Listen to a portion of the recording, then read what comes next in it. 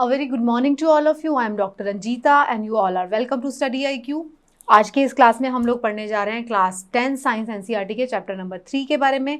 तो ये चैप्टर है मेटल्स एंड नॉन मेटल्स। तो इस चैप्टर के दो पार्ट्स हम पहले पढ़ चुके हैं, part 1 and part 2। So this is going to be the part 3। Okay, अगर आपका कोई स्पेसिफिक सवाल है तो आप मुझे इस ईमेल एड्रेस पे मेल कर सकते हैं। This is my Instagram handle. और अगर आप चाहते हैं इन चैप्टर से जुड़ी पीडीएफ को डाउनलोड करना तो you can download it on this Instagram this Telegram channel. जब आप मेरा टेलीग्राम चैनल ज्वाइन करें तो कृपया लिंक में मेरे नाम की स्पेलिंग ज़रूर चेक कर लें, इसमें डबल ई आता है। अगर आप चाहते हैं क्लास 6, 7, 8 और 9 साइंस एनसीईआरटी के लेक्चर्स को भी देखना तो उन सब के लिंक्स भी इसी टेलीग्राम चैनल पर दिए गए हैं। तो जैसा कि आपने टाइटल में देखा, ये जो चैप्टर है it is about metals and non metals. तो हमने इसके पार्ट 1 में जो पढ़ा है वो मेटल के प्रॉपर्टीज़ के बारे में पढ़ा, कौन से एलिमेंट्स हैं जिनको हम मेटल कहते हैं, क्या उनकी स्पेशल प्रॉपर्टीज़ होती हैं जो उसको अलग करती हैं नॉन मेटल से। फिर हमने मेटल की केमिकल प्रॉपर्टीज़ के बारे में पढ़ा कि जो मेटल्स हैं वो किस तरीके से रिएक्ट करते हैं अलग अलग केमिकल्स के साथ। ऑक्सीजन से कैसे रिएक्ट करेंगे, वाटर से करेंगे, हाइड्रोजन से कैसे करेंगे, एसिड से कैसे करेंगे, ये सारी बातें हमने किया। फिर हमने बात किया अबाउट द नॉन मेटल्स। हमने बात किया कि नॉन मेटल्स मेटल से किस तरीके से अलग हैं, मेटल ऑक्साइड्स कैसे रिएक्ट कर रहे हैं, नॉन मेटल्स के क्या प्रॉपर्टीज़ हैं जो उसको अलग करते हैं मेटल से। नॉन मेटल की केमिकल प्रॉपर्टीज़ के बारे में हमने बात किया। फिर हमने बात किया आयनिक बॉन्ड कैसे बनाते हैं मेटल्स और नॉन मेटल एक दूसरे के साथ मिलकर। तो आज जो है हम इस चैप्टर का फर्दर आगे जाएंगे। आयनिक कंपाउंड्स की हमने प्रॉपर्टीज़ तक ये चैप्टर पढ़ लिया था। तो आज हम बात करेंगे कि मेटल्स जो होते हैं किस तरीके से हमको नेचर में मिलते हैं और नॉन मेटल्स हमको किस तरीके से नेचर में मिलते हैं, और जिस तरीके से वो मिलते हैं हमें नेचर में, हम उसको अगर हमको अपना खुद के यूज़ के लिए उसको निकालना है तो हम किस तरीके से उसको एक्सट्रैक्ट कर सकते हैं। ओके, तो हम उस सब चीज़ों के बारे में बात करेंगे। तो अक्रेंस के बारे में बात कर रहे हैं और एक्सट्रैक्शन ऑफ मेटल्स के बारे में। तो अगर हम बात करते हैं कैसे ये मिलते हैं मेटल्स, हमें नेचर में किस तरीके से मिल रहे हैं, तो हमें मिनरल्स के फॉर्म में मिनरल ओर्स के फॉर्म में मिलते हैं। Extraction of metal of least reactivity, extraction of metals of middle reactivity, extraction of metals of high reactivity, refining and purification of metals and corrosion.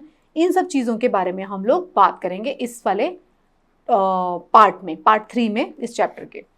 तो occurrence and extraction of metal कैसे हमको मिलता है, source क्या होगा। Metals occur in earth crust and in sea water. आपको ज़मीन पे मिल रहे हैं और आपको ओशन के बेड में भी मिल रहे हैं। किस फॉर्म में मिलते हैं, ओर्स के फॉर्म में मिलते हैं। तो अर्थ की जो क्रस्ट है is the major source of metal, क्योंकि जमीन ओशन के डीप में से निकाल के लेके हम तो बड़ा मुश्किल हो जाएंगे ना। ओशन में कहाँ मिलेगा, जब पूरा का पूरा समुद्र खत्म हो जाता है, समुद्र की जो तलहटी है वहाँ पे मिलेगा। लेकिन समुद्र की तलहटी से निकाल के बाहर लेकर आना और उसमें से मेटल निकालना इज़ वेरी वेरी एक्सपेंसिव। ऐसा नहीं है कि वहाँ नहीं है, वहाँ है, लेकिन वहाँ से निकाल के लाना बड़ा मुश्किल काम है, एक्सपेंसिव काम है। ओके, लेकिन हम कहाँ से निकालते हैं, जो मिट्टी हमको सामने पड़ी हुई दिखाई दे रही है, ज़्यादा से ज़्यादा हम उसको खोद लेते हैं थोड़ा और वहाँ से हम एक्सट्रैक्ट करते हैं मेटल्स एंड नॉन मेटल्स को। सी वाटर जो है it contains many salt such as sodium, chloride, magnesium etcetera, उसके पानी में भी मिलते हैं हमको। फिर हम बात करते हैं मिनरल्स कहाँ पे मिलते हैं। Minerals are naturally occurring substance which have a uniform composition, उसको कहते हैं हम मिनरल। किसी चीज़ को अगर हम मिनरल बोल रहे हैं तो उसे हम कब बोलते हैं, मिनरल उसको हम तब बोलेंगे जब उसकी कॉम्पोजिशन यूनिफॉर्म है and that is found naturally हमको मिल रहा है और उसकी कॉम्पोजिशन जो है यूनिफॉर्म है, उसे हम मिनरल कहते हैं। ओर्स क्या होते हैं, ओर्स वो मिनरल्स हैं from which metal can be profitably extracted. मतलब प्रॉफिटेबली भी है, प्रॉफिटेबली हम किसको निकाल सकते हैं, मेटल्स को। उस तरीके के मिनरल्स क्या थे, मिनरल्स हमने पढ़ा था कि मिनरल्स है नेचुरली अकरिंग सब्सटेंस जिसके अंदर यूनिफॉर्मिटी में कॉम्पोजिशन उसका यूनिफॉर्म रहे, उसको हम मिनरल कह रहे हैं। अब जो मिनरल है उसके केस में हमने देखा ओर्स जो होते हैं, मिनरल की कैटेगरी में भी ओर्स जो होते हैं जिसके अंदर हमको मेटल मिल रहा है और मेटल को हम वहाँ से निकाल सकते हैं प्रॉफिटेबली। ऐसा नहीं होना चाहिए कि उस मिनरल में से निकालते निकालते मेटल हमारा इतना पैसा खर्चा हो गया जितने का वो मेटल सेल भी नहीं होगा, तो उसे हम और नहीं कहेंगे। मेटल्स जो होता है found at the bottom of reactivity series are least reactive. अच्छा, अब आप याद करो, रिएक्टिविटी सीरीज हमने पढ़ी थी, एक सीरीज बनी हुई थी कि भाई पोटेशियम जो है बहुत रिएक्टिव है। यहाँ पे नीचे कौन आता था, गोल्ड, सिल्वर, ये सब आता था, उसमें मैंने आपको दी है वो रिएक्टिविटी सीरीज। तो जो रिएक्टिविटी सीरीज में जो सबसे नीचे आ रहे हैं, लीस्ट रिएक्टिव हैं, अब आप समझो जब लीस्ट रिएक्टिव है तो क्या होगा, वो किसी भी और केमिकल के साथ रिएक्ट नहीं करेंगे, उसके साथ रिएक्ट करके वो उसका कंबाइन नहीं होंगे। तो ये जो होते हैं found in nature free state such as gold silver copper, ये हमको गोल्ड सिल्वर कॉपर मिल जाता है। बट क्या आपको सोडियम कभी फ्री मिलेगा, पोटेशियम कभी फ्री मिलेगा? नो, सोडियम पोटेशियम आपको फ्री नहीं मिलेंगे, वो आपको मिलेंगे हमेशा कंबाइंड फॉर्म में, क्योंकि वो बहुत हाईली रिएक्टिव है। लीस्ट रिएक्टिव जो होंगे गोल्ड सिल्वर कॉपर एक्सेट्रा, वो आपको मिल जाएंगे नेचर में फ्री स्टेट में पड़े हुए। गोल्ड आप मिलोगे तो गोल्ड आपको मतलब बहुत कम इम्प्योरिटीज़ के साथ गोल्ड मिलेगा, सिल्वर भी आपको सिल्वर मिलेगा बहुत कम इम्प्योरिटीज़ का, प्योरिफिकेशन अलग है बट वो कॉम्बिनेशन में नहीं मिलेगा आपको, गोल्ड के फॉर्म में मिलेगा। Copper and silver are also found in form of sulphides and oxide ores, क्योंकि कॉपर गोल्ड से ज़्यादा रिएक्टिव है, तो कॉपर क्या है, कॉपर सल्फाइड और सिल्वर का जो है वो भी ऑक्साइड के फॉर्म में हमें कंबाइंड फॉर्म में कभी कभी मिलता है। जो मेटल्स होते हैं जो कि मिडल रिएक्टिविटी सीरीज में होते हैं, हमने रिएक्टिविटी सीरीज देखी थी, कुछ यहाँ पे प्लेस थे, कुछ यहाँ पे प्लेस थे, कुछ यहाँ थे। तो जो मिडल पोजीशन पे प्लेस्ड है, मतलब कि बहुत ज़्यादा रिएक्टिव भी नहीं है, बहुत कम रिएक्टिव भी नहीं है, तो उनके केस में क्या होता है, कौन कौन से होते हैं, पहले तो जिंक, आयरन, लेड, ये सब क्या होता है, ऑक्साइड्स, सल्फाइड्स एंड कार्बोनेट्स के फॉर्म में मिलते हैं। ये आप समझ लीजिए। वो किस किस के साथ कंबाइन होके मिलेंगे, ऑक्साइड्स ऑक्सीजन के साथ कंबाइन होंगे, सल्फर के साथ कंबाइन होंगे, और कार्बोनेट्स कार्बन के साथ कंबाइन मिलके हमको मिलते हैं कार्बोनेट्स के फॉर्म में। जो मेटल है जो कि टॉप ऑफ रिएक्टिविटी सीरीज में है, वो कभी भी हमको फ्री स्टेट में नहीं मिल सकते, बहुत रिएक्टिव हैं।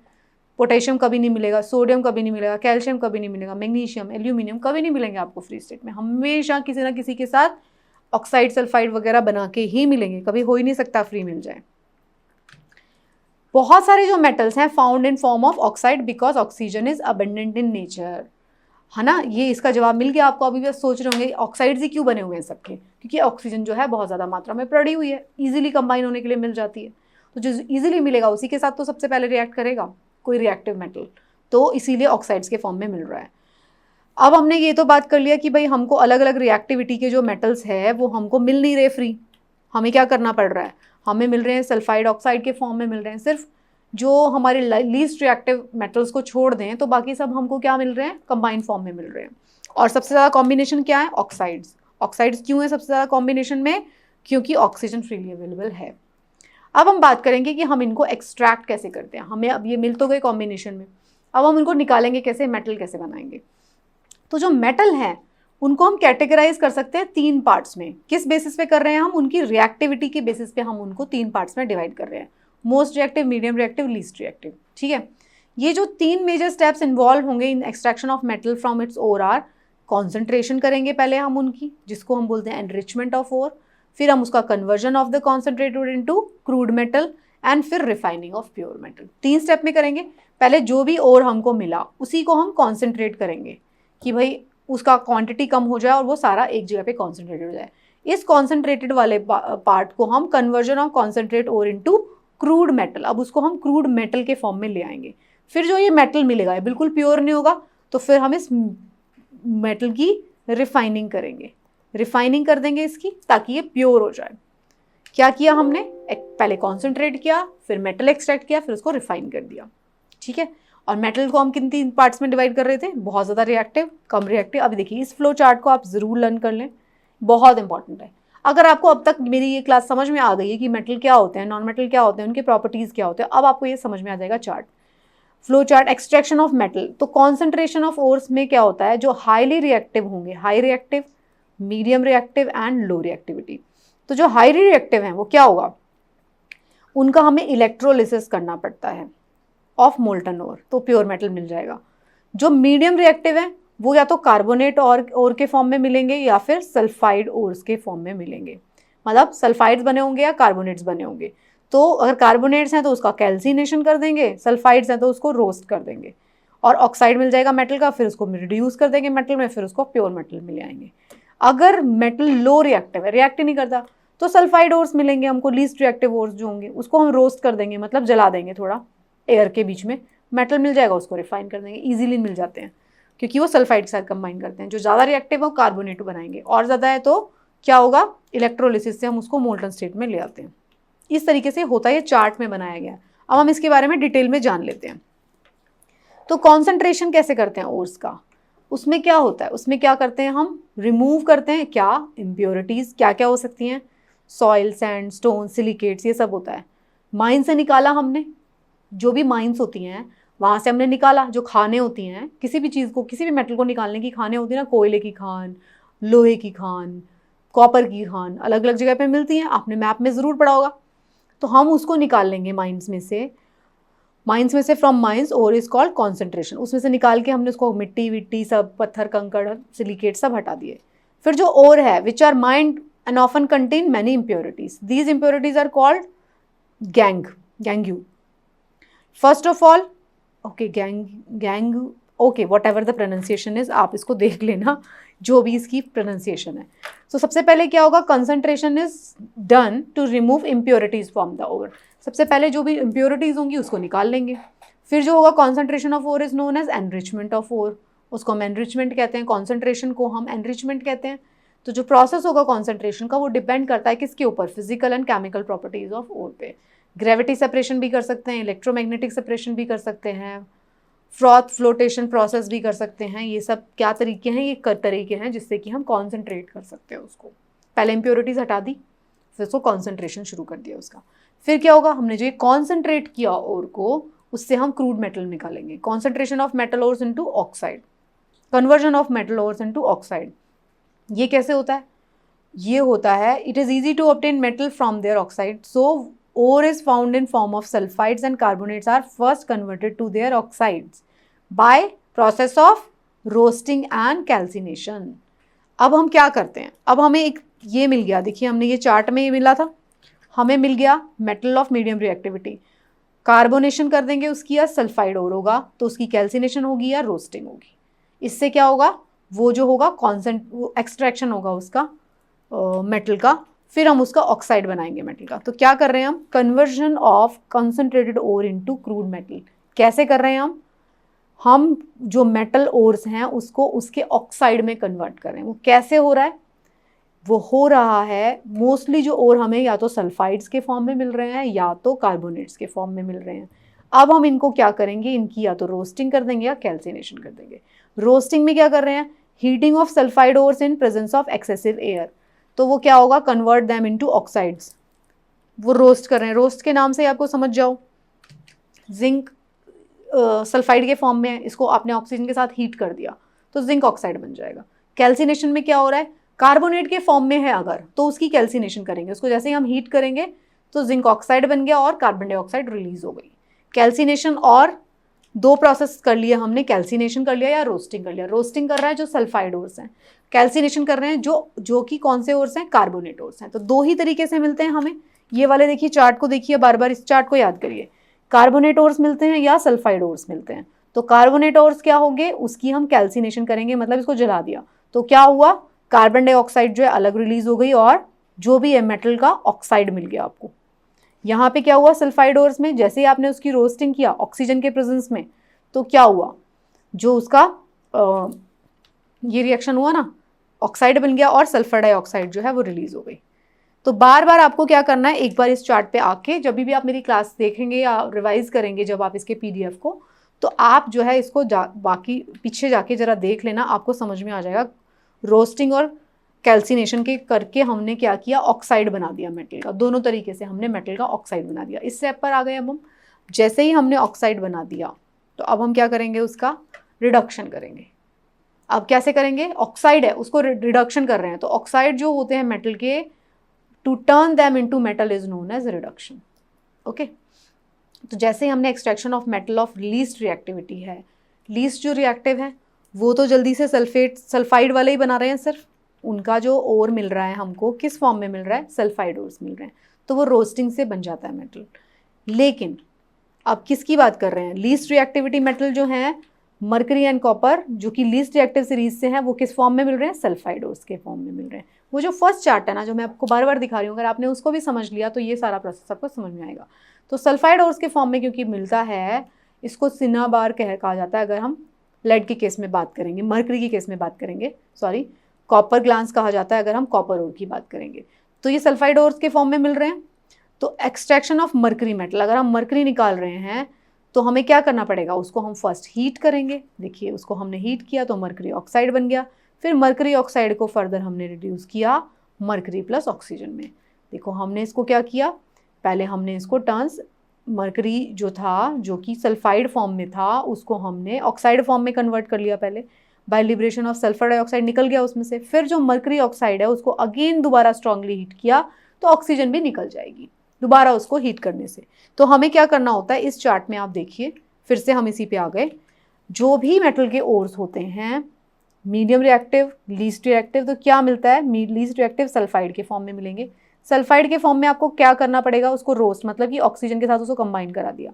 जो भी सल्फाइड होगा वो सल्फर डाइऑक्साइड बन के रिलीज हो जाएगा और जो मेटल है उसका ऑक्साइड बन जाएगा। फिर इसको हम फिर से हीट कर देंगे, दोबारा तेज से हीट करेंगे तो ऑक्सीजन भी रिलीज हो जाएगी इस बार और वो मेटल मिल जाएगा हमको। अगर वो मीडियम रिएक्टिविटी वाला है तो कार्बोनेट ओर के फॉर्म में भी मिल सकता है और सल्फाइड ओर, दोनों के फॉर्म में मिल सकता है। तो अगर कार्बोनेट ओर के फॉर्म में है तो हमें उसका कैल्सिनेशन करना पड़ेगा। तो कैल्सिनेशन करके पहले कार्बन डाइऑक्साइड रिलीज होगी, तब जाके हमें उसका ऑक्साइड मिलेगा, तब जाके हम उसको ऑक्साइड को फर्दर रिड्यूस करेंगे, तब जाके हमको मेटल मिलेगा। तो अभी हम कहाँ पर थे, हम बात कर रहे थे लीस्ट रिएक्टिव मेटल में। हमने मरकरी मेटल को कैसे निकाला, मरकरी सल्फाइड के फॉर्म में था, उसको ऑक्सीजन के साथ कंबाइन किया तो वो क्या हुआ, उसको हम रोस्टिंग कह रहे हैं, तो हमें मरकरी ऑक्साइड मिल गया और सल्फर डाइऑक्साइड रिलीज हो गया। फिर हमने इस मरकरी ऑक्साइड को फिर से दोबारा से हीट किया और हमें मरकरी और ऑक्सीजन मिल गया। तो हमें मरकरी से मतलब था, हमें तो एक्सट्रैक्शन कर रहे हैं ना हमें तो प्योर मेटल चाहिए, तो हमें मरकरी मिल गया। सिमिलरली अगर आपको कॉपर मेटल निकालना है, फिर हम क्या करेंगे, कॉपर का भी सल्फाइड है, उसको पहले ऑक्सीजन के साथ हीट करेंगे तो कॉपर जो है कॉपर ऑक्साइड मिल जाएगा और फिर हमें मिल जाएगा सल्फर डाइऑक्साइड। फिर जो कॉपर ऑक्साइड है, यहाँ पे ऑक्साइड आना चाहिए, कॉपर सल्फाइड, कॉपर, ये कॉपर ऑक्साइड, ये जो है इसको हम फिर से सल्फर डाइऑक्साइड निकल जाएगा और ये रिड्यूस हो जाएगा। तो कॉपर जो है is roasted in presence of air, roasting turn copper glass into copper oxide is then heated in the absence of air, that this reduces copper oxide into copper metal। Okay, तो 2 step में हो रहा है। आपको बस इतना ही समझना है कि इसके अंदर स्टेप क्या क्या है। अगर एग्जाम में कभी क्वेश्चन पूछा जाएगा तो आपसे स्टेप पूछे जा सकते हैं क्योंकि हम एनसीईआरटी पढ़ रहे हैं, तो इसमें से कोई भी अगर आपको सवाल होता है तो आपको बेसिक अंडरस्टैंडिंग बहुत जरूरी है कि हो क्या रहा है इन चीज़ों को, हम मेटल अगर है तो उसे कैसे निकाल रहे हैं। सिंस हम पढ़ी केमिस्ट्री का चैप्टर रहे हैं तो हमें इसके बारे में पूरी तरीके से जान लेना चाहिए। और साथ में मैं एक बात और कहूँगी, कुछ लोग जिनको लगता है कि क्लास 11-12 के साइंस के इतने डीप क्वेश्चंस आएंगे, नो, आप खुद देख सकते हैं कि क्लास 10 की जो साइंस एनसीईआरटी है वो कितना ज़्यादा डिटेल में जा चुकी है। तो इतनी डिटेल जा चुकी कि अगर आप 10th लेवल को भी समझ लेते हैं, पढ़ लेते हैं, तो आप इससे रिलेटेड 95% क्वेश्चन को सॉल्व कर देना। You just don't go for that 1 or 2 question जो कि कभी रेंडमली किसी साल में आ रहा है, जो किसी हायर क्लास की एनसीईआरटी से पूछ लिया गया 11-12 से, तो इट इज़ नॉट, आप उसके ऊपर फोकस मत करो, क्लास 10 लेवल तक आप फोकस करिए। फिर हम बात क्या कर रहे थे, extraction of metals of middle reactivity. Middle reactivity वाले मेटल्स किस में हैं, कार्बोनेट्स और सल्फाइड ओर्स के फॉर्म में है। अब आप समझ चुके हो कि अगर आप कार्बोनेट और सल्फाइड ओर को पहले क्या करेंगे, हम रिस्पेक्टिव ऑक्साइड में लेकर आएंगे, फिर इस ऑक्साइड को फिर रिड्यूस करेंगे, ये हम समझ चुके हैं। तो मान लो जिंक है अगर, तो जिंक के केस में क्या होगा, सल्फाइड के फॉर्म में, ऑक्सीजन के साथ कंबाइन करो, जिंक ऑक्साइड बन गया, सल्फर रिलीज होगी। अगर कार्बोनेट के फॉर्म में है तो फिर उसको ऑक्साइड के फॉर्म में लेकर आओ और फिर कार्बन डाइऑक्साइड रिलीज हो जाएगी उससे, राइट। तो ये जिंक ऑक्साइड है, इसको फर्दर हीट करो, फिर क्या होगा, zinc oxide so obtain is reduce to zinc metal by heating with carbon. Carbon के साथ इस बार इसको हीट कर दो, रिड्यूसिंग एजेंट लिया है हमने, तो कार्बन के साथ किया तो कार्बन मोनोऑक्साइड बन गई और जिंक हमको मिल गया। फिर सेम है, आयरन अगर है और उसको हेमेटाइट, आयरन फ्रॉम हेमेटाइट, मतलब आयरन अपने ऑक्साइड के फॉर्म में है, तो उसमें क्या होगा, हीटेड विद कार्बन, हमने इसको कार्बन के साथ हीट कर दिया, रिड्यूस कर रहे हैं ना हम इसको बेसिकली, तो हमने क्या किया, ये इसका रिड्यूसिंग एजेंट यूज़ कर लिया ना, ये पहले ही ऑक्साइड की फॉर्म में, तो हमने इसको रिड्यूसिंग एजेंट क्या यूज़ किया, कार्बन। तो कार्बन के साथ हमने इसको हीट किया तो कार्बन डाइऑक्साइड बन गया और हमें आयरन मिल गया। तो जो extraction of lead to lead oxide, lead oxide is heated with carbon to be reduce to lead metal, मतलब किसी भी बार बार एक रिएक्शन आपको दी जा रही है ताकि आप उसको समझ लें, जिंक कैसे निकल रहा है, आयरन कैसे निकल रहा है, बात आपको अल्टीमेटली वही करनी है जो ये बात है कि लेड ऑक्साइड है, फिर कार्बन है, उससे लेड बन गया, कार्बन डाइऑक्साइड निकल गया। तो जो रिडक्शन होता है metal oxide bye heating with aluminium, अभी हमने कार्बन यूज़ किया था, तो metal oxide heated with aluminium, उसकी तरह रिड्यूसिंग एजेंट यूज़ किया हमने, अब की बार एल्यूमिनियम ले लिया, तो वो to be reduce to metal, उसमें क्या है, मैग्नीज ऑक्साइड है, तो उसको हमें एल्यूमिनियम के साथ रिड्यूस करना पड़ेगा। तो वो क्या होगा, manganese oxide and copper oxide are reduce to respective metal when heated with aluminium. अब ये सब किसके ऊपर डिपेंड करता है, ये उनके एटॉमिक नंबर पे, उनकी रिएक्टिविटी पे डिपेंड कर रहा है कि भाई आप उसको aluminium as a reducing agent लेंगे तो वो ज़्यादा बेटर तरीके से हम उसको एक्सट्रैक्ट कर सकते हैं। एनसीईआरटी में तो सिर्फ जो हुआ हमने उस प्रोसेस को लिख दिया, वो क्यों हो रहा है। अगर यहाँ पे हमने एल्यूमिनियम लिया इंस्टेड ऑफ कार्बन तो there is also a reason, वो रिएक्ट किसके साथ बेटर करता है, तो एल्यूमिनियम के साथ ज़्यादा अच्छे से रिएक्ट करेगा।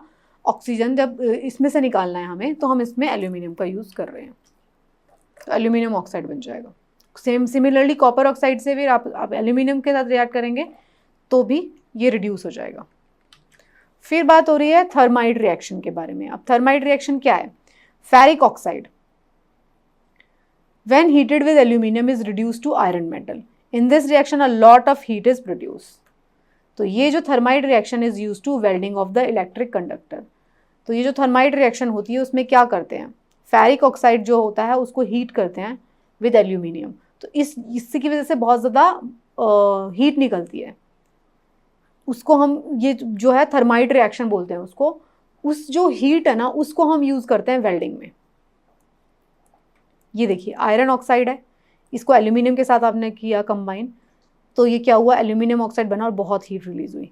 तो extraction of metals of high reactive, तो इसको हम थर्माइड रिएक्शन बोलते थे।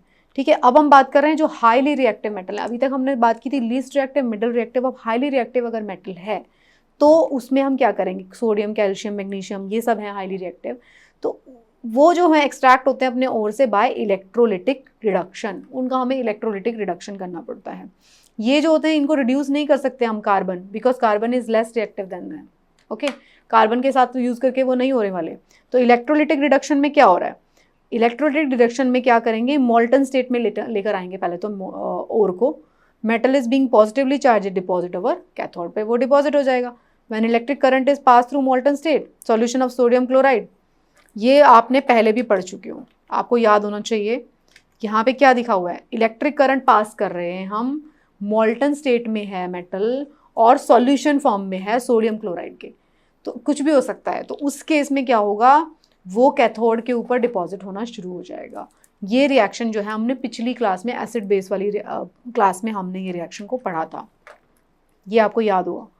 मेटल्स जो होते हैं ऑब्टेन होते हैं प्रोसेस ऑफ इलेक्ट्रोलिटिक रिडक्शन। उस क्लास में हमने इलेक्ट्रोलिटिक रिडक्शन जो है डायग्रामेटिकली पढ़ा था, तो आप उस क्लास को रेफर कर सकते हैं। ये देखिए, फिर हम रिफाइन कैसे कर रहे हैं, purification of metals. Metal extracted from various method contain some impurities, तो उनको हमें रिफाइन करना पड़ता है। Most of the metal refine use by electrolytic refining, तो इलेक्ट्रोलिटिक रिफाइनिंग भी होती है। कैथोड एनोड बना दिया।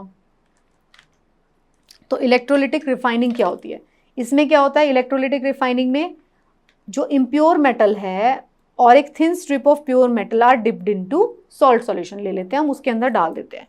इम्प्योर मेटल भी डाल देते हैं और प्योर मेटल भी डाल देते हैं।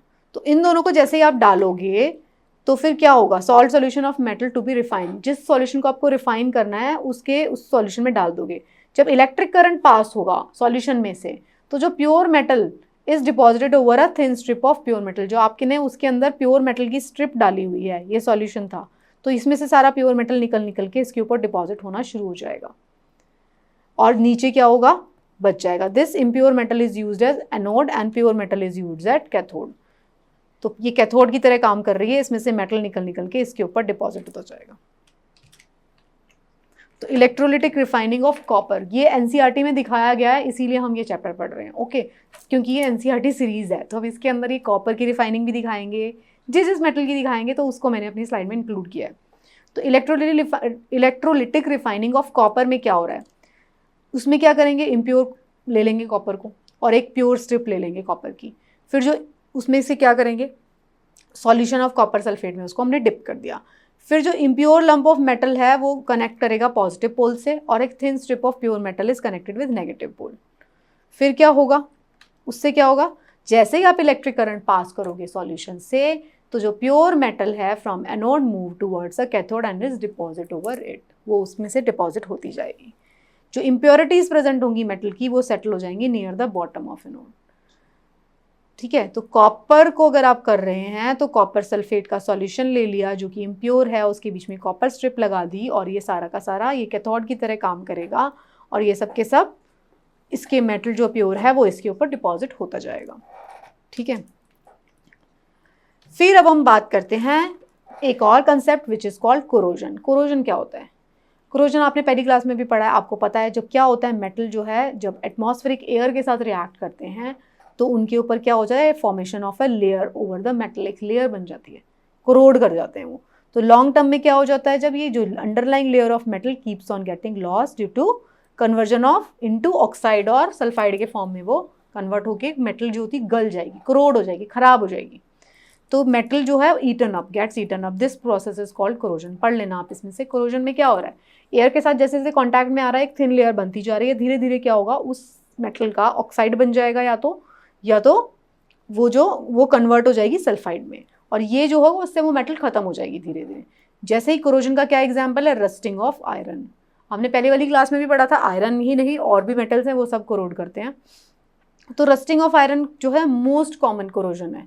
तो जब आयरन आर्टिकल्स होते हैं, ग्रेट, ग्रिल, फेंसिंग, जो भी आप बाहर देख रहे हैं, वो जब मॉइस्चर के साथ कांटेक्ट में आते हैं तो क्या होता है, जंग लगना शुरू हो जाता है।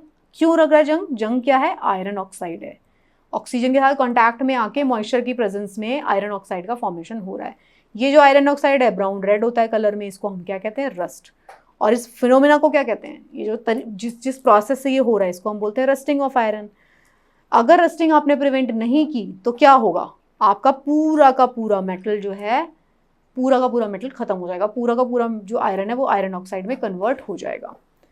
तो ये जो कोरोजन है वो हम उसकी वजह से हमारे को क्या होता है, आयरन हमारा कितना इंपॉर्टेंट मेटल है, इतना हार्ड है, तो उसकी वजह से बहुत सारे आयरन का लॉस होता है। तो आयरन की इस लॉस को प्रिवेंट करने के लिए हम क्या करें, रस्टिंग को प्रिवेंट करने के लिए, तो रस्टिंग को प्रिवेंट करना है तो उसको ऑक्सीजन और वाटर के कॉन्टैक्ट में मत आने दो, यही होता है। तो हम क्या करते हैं, पेंट करते हैं, उसके ऊपर ग्रीस लगा देते हैं, गैल्वेनाइजेशन कर देते हैं, कोई और मेटल की कोटिंग, इलेक्ट्रोप्लेटिंग कर देते हैं, अलॉइंग कर देते हैं, उसको किसी और मेटल के साथ कंबाइन करके यूज़ करते हैं। इन सब का तरीका क्या हो, या तो उसको फिजिकल बैरियर बना दो, या तो उस आयरन को ही आप किसी और मेटल के साथ में मिक्स कर दो ताकि वो गले ना, उसकी प्रॉपर्टीज़ बदल जाएं। ठीक है। तो अब हम बात करेंगे एक और कंसेप्ट की विच इज़ कॉल्ड अलॉय। तो अब अलॉयज़ क्या होते हैं हम इसके बारे में बात करते हैं। तो अलॉयज़ जो होते हैं वो होते हैं होमोजीनस मिक्सचर ऑफ 2 और मोर मेटल्स। 2 या 2 से अधिक मेटल्स को हमने मिला दिया, कंबाइन कर दिया, इसलिए कंबाइन किया, उस कॉम्पोजिशन पे कंबाइन किया ताकि उनकी बेस्ट प्रॉपर्टीज आ पाए, तो that is called alloy. Metal and non metal also can be combine, more metals can be combine. तो इस तरीके से हम अलॉयज़ का फॉर्मेशन करते हैं। तो अलॉयज़ कितने तरीके की हो सकती हैं, फेरस अलॉयज़ होती हैं, देखो फेरस वर्ड है that is related to iron, ठीक है। नॉन फेरस हो सकती है, नॉन आयरन, अमलगम्स हो सकते हैं। तो फेरस अलॉय किसको कहते हैं, जिसके अंदर आयरन प्रेजेंट होगा उसको हम फेरस अलॉय कहेंगे। तो उसके एग्जाम्पल क्या है, मैग्नीज स्टील हो सकता है जिसके अंदर iron plus manganese plus carbon. Nickel हो सकता है स्टील जिसके अंदर आयरन और निकिल की कॉम्पोजिशन है। नॉन फेरस अलॉयज क्या हो सकते हैं, जिसके अंदर आयरन नहीं है, क्या क्या होंगी, ब्रास, ब्रॉन्ज। ब्रास क्या होता है, कॉपर प्लस जिंक का कॉम्बिनेशन है, कॉपर 80। देखिए ये स्लाइड बहुत इंपॉर्टेंट है, इसको आप पढ़ लेना। ब्रास क्या है, कॉपर 80, जिंक 20। ब्रॉन्ज क्या है, कॉपर और टिन का अलॉय है। अमलगम क्या होता है, देखो फेरस अलॉय जिसमें आयरन है, अमलगम जो जिसके अंदर मर्करी है, मर्करी प्रेजेंट है, उसको हम कहते हैं अमलगम। तो सोडियम अमलगम्स हो सकते हैं, जिंक अमलगम हो सकते हैं। अमलगम्स जिसके अंदर मर्करी है, फेरस अलॉय जिसके अंदर आयरन है, नॉन फेरस जिसके अंदर नहीं है, ब्रास, ब्रॉन्ज। तो अब हम बात करते हैं कि प्रॉपर्टीज क्या होती हैं अलॉय की। अलॉय हम इसलिए बनाते हैं क्योंकि उसकी कुछ खास प्रॉपर्टीज होती हैं, उन प्रॉपर्टीज को हमें यूज करना पड़ता है, जिसको हम यूज करते हैं वो हमारे लिए यूजफुल है। तो प्रॉपर्टीज होती हैं अलॉय की, अलॉय जो होते हैं stronger than the metal from which they are obtain. जिस मेटल से वो बने हैं उससे कहीं ज़्यादा स्ट्रांग होते हैं, हार्ड होते हैं, रेजिस्टेंस टू कोरोजन, ये सारी उनकी प्रॉपर्टी होती हैं। जो मेल्टिंग पॉइंट होता है अलॉय का वो lower than the constituent metal. Example, solder. जो सोल्डर बनाते हैं हम किसकी वजह से बन रहा है, टिन और ये क्या है, लेड। टिन और lead has lower melting point than tin and lead, तभी तो वो पिघलेगा। इसीलिए हमने उसका जो मेल्टिंग पॉइंट कम रखना है अगर हमें इस अलॉय का, तो हम ऐसा बना रहे हैं ताकि इसका मेल्टिंग पॉइंट कम हो जाए इन दोनों मेटल से, ताकि वो जल्दी पिघल जाए, तभी तो वो जोड़ पाएगा पिघल के। इलेक्ट्रिक कंडक्टिविटी जो अलॉय की होती है is lower than the constituent metal. उसके क्या क्या एग्जाम्पल हैं? Brass, bronze, solder, duralumin, steel, stainless steel, magnesium, German silver, ये सारे हैं। Alloys of gold, pure gold is said to be 24 carat. Gold alloyed with small amount of silver और copper to make it hard. जो भी आपको gold मिलता है 24 carat gold होगा, वही गोल्ड प्योर माना जाता है। लेकिन बाकी के सारे 23, 22 कैरेट जो गोल्ड बनाया जाता है वो इसलिए बनाया जाता है ताकि उसको हार्ड बनाया जाए। ऐसा ना हो कि आपकी जो ज्वेलरी है वो ख़राब होती रहे, मोल्ड हो जाए, जल्दी से टूट जाए। तो इसलिए उसको हार्डनेस देने के लिए, स्पेशली डायमंड के केस में, जब भी कोई ऐसी ज्वेलरी बनती है जिसके अंदर डायमंड्स लगे हुए हैं तो उसके अंदर हमेशा अलॉय दिया जाता है। मतलब 22 कैरेट में बनेगा, उससे नीचे बनेगा ताकि वो हार्ड रहे, वो होल्ड कर पाए। अगर आपने 24 कैरेट की ज्वेलरी बना दी तो क्या होगा? वो हार्ड ही नहीं होगा, वो जल्दी जल्दी ख़राब हो जाएगी। फिर दिस वॉज द चैप्टर। ये सारे के सारे कुछ रिपीट स्लाइड्स हैं, केमिकल प्रॉपर्टीज़ हैं मेटल एंड नॉन मेटल की, जो कि हम ऑलरेडी पढ़ चुके हैं, डिटेल में पढ़ चुके हैं। तो आप यहाँ से पढ़ के आप रिवाइज कर सकते हैं। ये लिथमस पेपर का क्या करते हैं, ये सारे कुछ रिपीट स्लाइड्स हैं। रस्टिंग ऑफ आयरन जो है उसको हम कैसे प्रिवेंट कर सकते हैं ये भी हम जान चुके हैं। ठीक है, ये सब भी रिपीट स्लाइड है, आप इसको अपनी रिविजन के लिए ज़रूर पढ़ लेना। नॉन मेटल जब ऑक्सीजन के साथ रिएक्ट करेंगे तब क्या होगा, these all are repeat slides, so you can totally read that. So ये जो चैप्टर था इसमें हमने मेटल्स और नॉन मेटल्स के बारे में पढ़ा, हमने उनकी केमिकल प्रॉपर्टीज़ के बारे में पढ़ा, हमने डिस्प्लेसमेंट रिएक्शन के बारे में पढ़ा कि जो मोर रिएक्टिव मेटल है वो लेस रिएक्टिव मेटल को क्या करती है, डिस्प्लेस कर देती है। तो हमने उसके बारे में भी पढ़ा। तो ये वाला जो चार्ट है हम ऑलरेडी पढ़ चुके हैं, ये हमने देख लिया। इसी चार्ट के बेसिस पे आप पूरा समझ जाएंगे कि जो ओर्स होते हैं, जो हाईली रिएक्टिव मेटल्स होंगी वो आपको उनका इलेक्ट्रोलिसिस ही करना पड़ेगा। जो मेटल मीडियम रिएक्टिव है वो कार्बोनेट और या सल्फाइड ओर्स के फॉर्म में मिलेंगे, जो लीस्ट रिएक्टिव है वो सल्फाइड ओर के फॉर्म में मिलेंगे। सल्फाइड का हमें रोस्टिंग करना पड़ेगा। क्या था रोस्टिंग, उसको जलाएंगे पहले, फिर वो ऑक्साइड बन जाएगा, फिर उसको फिर रिड्यूस करेंगे, फिर वो प्योर मेटल निकल आएगा। कैल्सिनेशन और रोस्टिंग में क्या फ़र्क है ये हमने बात कर ली। तो दिस इज़, फिर आप इसमें देख सकते हैं रोस्टिंग वर्सेस कैल्सिनेशन। ओके, हम तो पढ़ चुके हैं। रोस्टिंग में क्या होता है, heating metal in presence of excess of air. Calcination में क्या होता है, लिमिटेड एयर में, requires excess amount of air and oxygen, इसके अंदर कम चाहिए हमको। मतलब मेनली रोस्टिंग क्यों कर रहे हैं, रोस्टिंग हम कर रहे हैं सल्फाइड ओर्स को ठीक करने के लिए, कार्बोनेट ओर्स के लिए। तो these are the things which you can read. So ये चैप्टर था about metals and non metal, काफ़ी बड़ा चैप्टर था, इसीलिए हमने इसको अलग अलग पार्ट्स में पढ़ा। सो आई होप आपको ये चैप्टर समझ में आया होगा। अगर फिर भी आपको चैप्टर समझने में थोड़ी तकलीफ हुई है तो आई विल स्ट्रांगली इंसिस्ट कि आप पीछे वाली क्लासेस पे जाएँ, उसमें जो हमने केमिस्ट्री के चैप्टर्स पढ़े हैं उनको ज़रूर पढ़ लें। बाकी एक क्लास के बाद फिर से एक और नया चैप्टर आ रहा है, एक और चैप्टर जो इस NCERT का है, विच इज़ पीरियोडिक टेबल। तो उससे आपको कुछ और क्लैरिटीज़ आ जाएंगी जो अभी आपको मे बी थोड़ी नहीं आई होंगी, तो आपको और क्लियर हो जाएगा। अगर आपको थोड़ा दिक्कत होती है तो I will say that you just read this chapter again, repeated mode में आप ज़रूर पढ़ लीजिए। So thank you so much. I tried my best कि मैं आपको ये कॉम्प्लिकेटेड कंसेप्ट जो हैं थोड़े ईजी मैनर में समझा पाऊँ। सो आई होप आपको समझ आया होगा and you will be able to solve the questions. Thank you so much and best of luck for your preparation.